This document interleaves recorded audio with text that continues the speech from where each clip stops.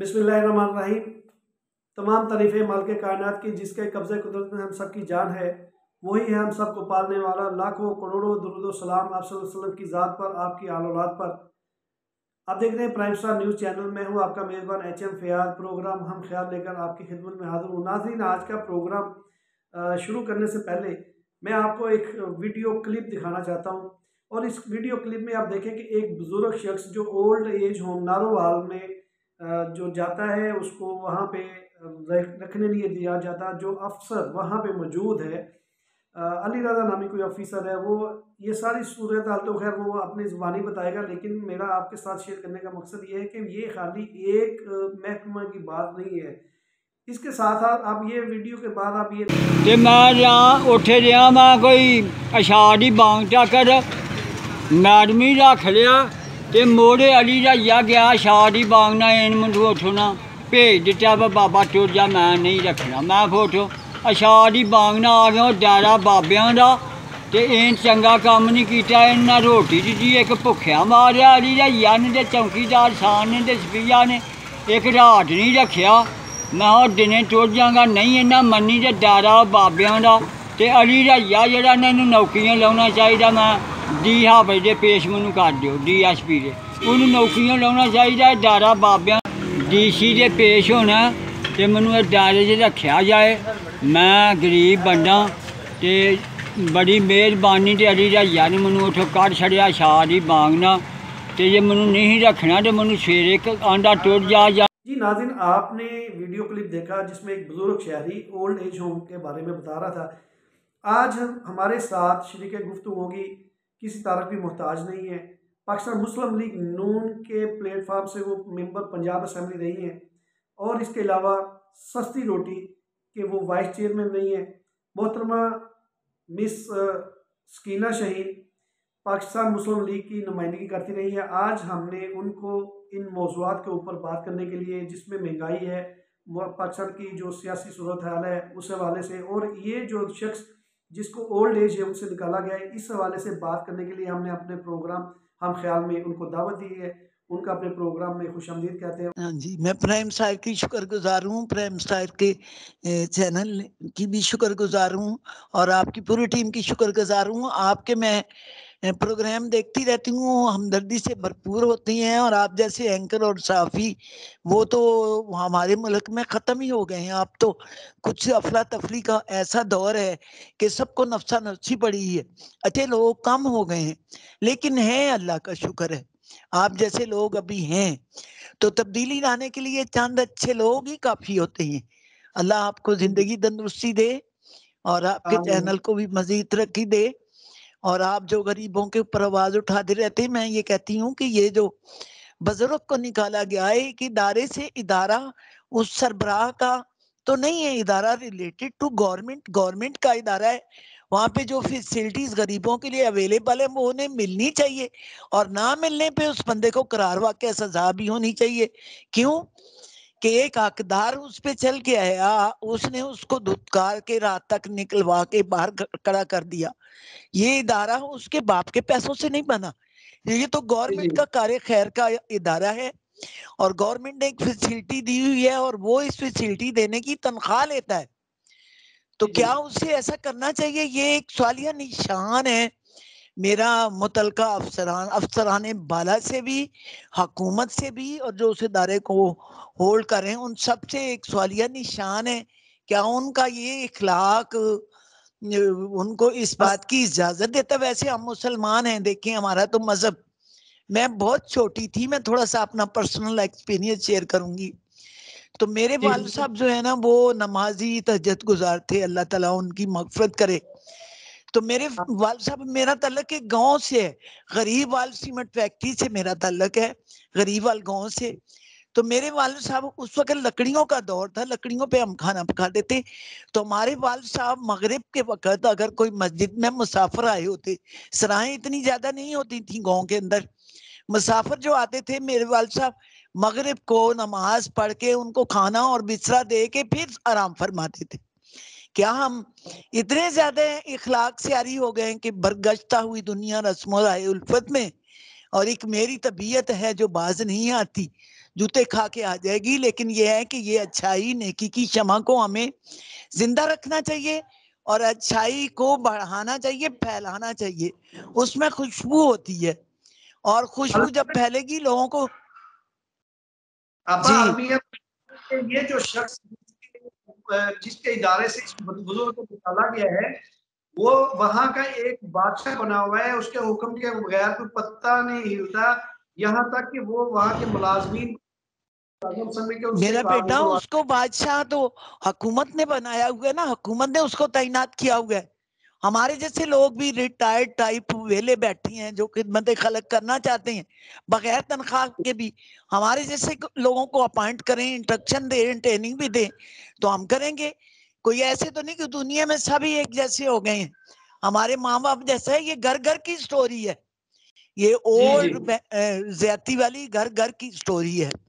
میرے گھر میں ایک ملازمہ کام کرتی تھی، اس عورت نے محنتیں کر کے برتن دھو کے کٹیاں پال کے اس نے 3-4 کمرے بنائے. اس کے 5 بیٹے تھے، ہیں اب بھی وہ 5 بیٹے یہ انتظار کرتے رہتے تھے کہ مائی جائے گی تو چاہ پکاواں گے، کپ چاہ دانا دینا پہ.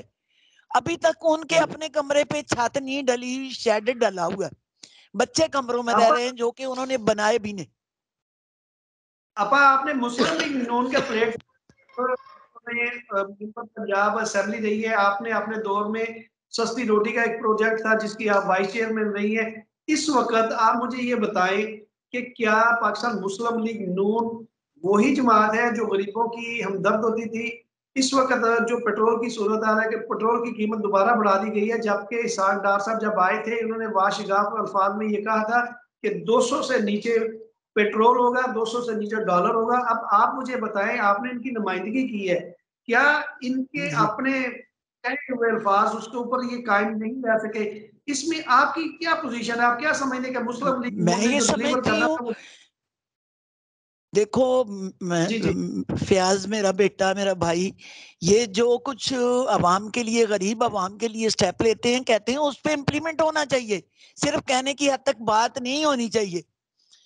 اب جی مجھے جی یہ بتائیں نا، آٹا کہاں پہنچا ہے، چینی کہاں پہنچی، پیٹرول کہاں پہنچا ہوا ہے. اور میں نے اس جماعت کی نمائندگی کی. میرے ساتھ آپا زکیہ شاہنواز صاحبہ تھیں چیئر پرسن اور میں جی وائس چیئر پرسن تھی، لیکن مجھے بے حد خوشی ہوتی تھی وہ ہمارے ساتھ وزٹ کرتی تھی. ہم وزٹ ہی کر رہے تھے جب وہ گورنر راج ہماری حکومت پہ آ گیا.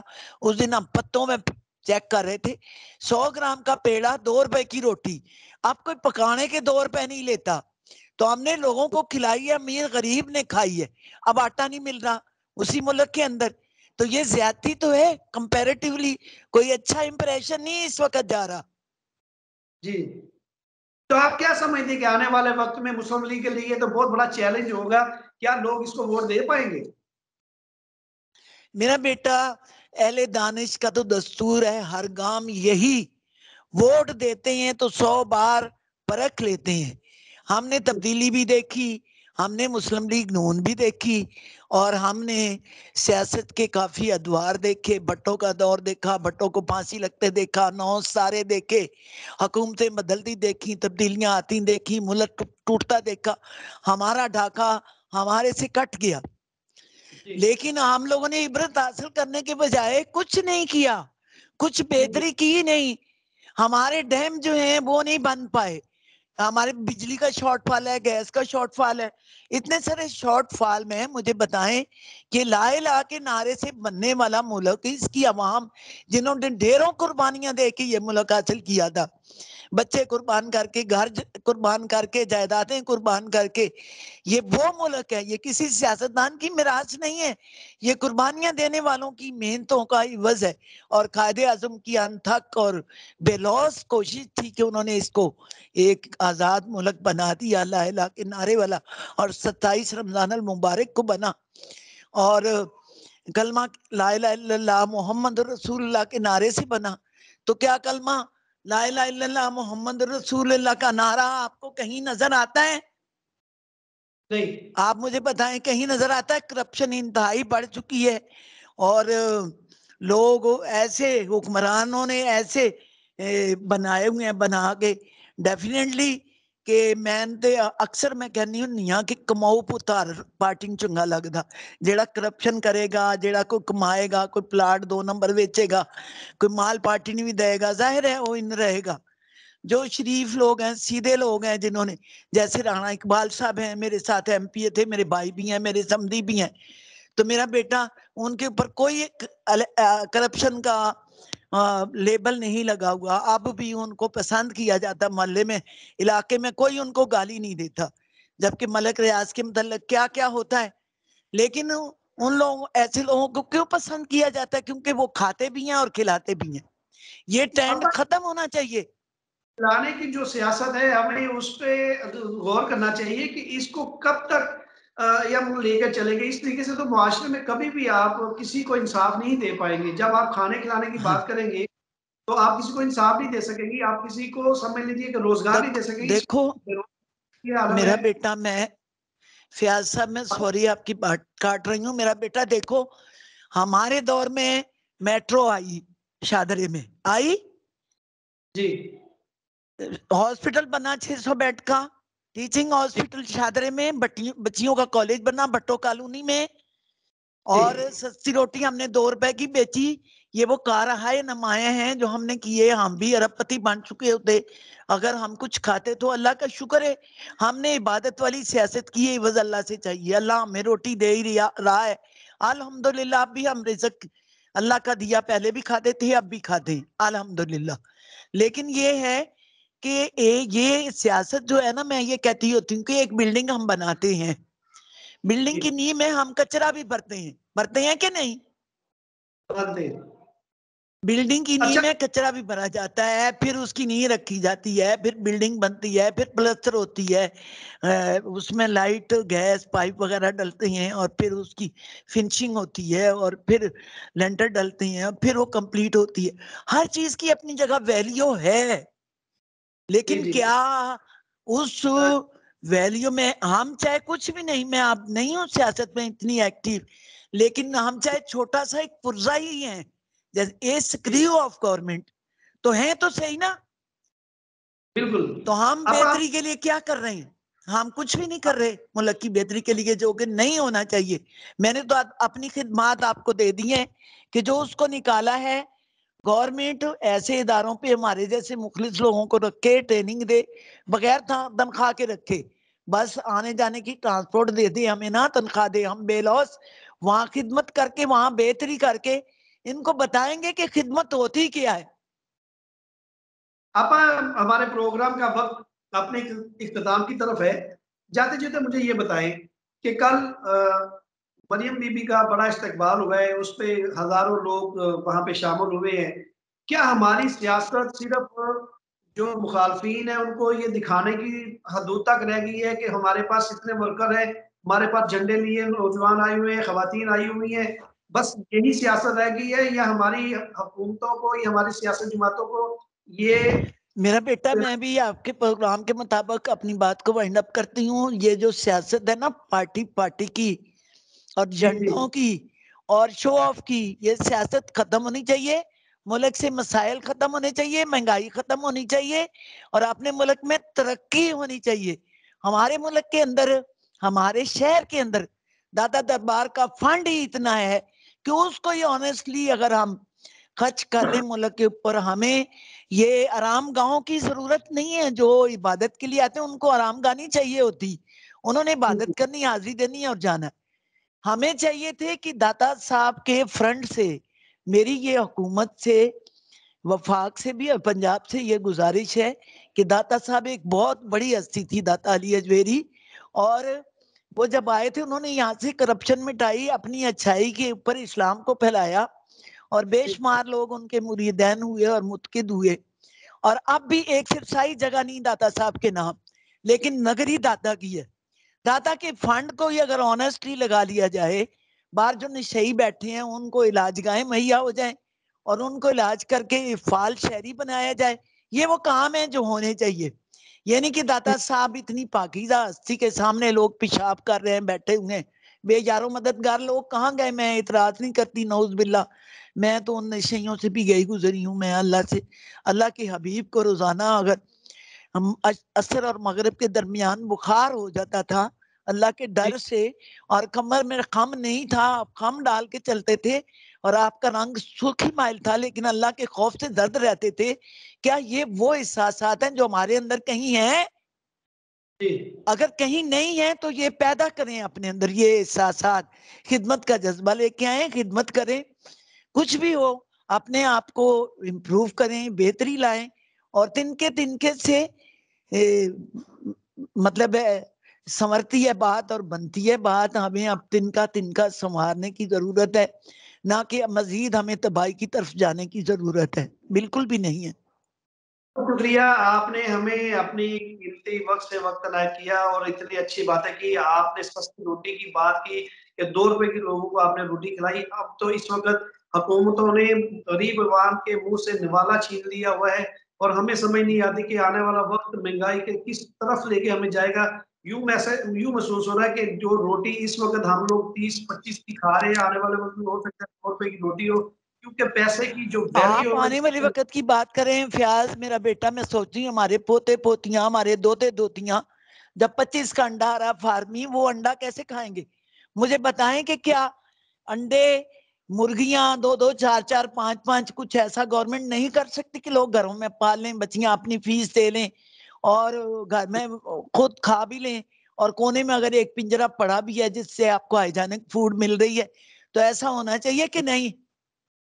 نہیں ہونا تو چاہیے، لیکن مسئلہ یہ ہے کہ ہر گھر میں یہ دیکھیں اس وقت جو فیڈ ہے وہ بھی بڑی مہنگی ہو چکی ہے. آپ اس پہ بھی غور کریں. میرا بیٹا وہ فیڈ ہائیجینک فیڈ دو، آپ مت دو بازاری فیڈ.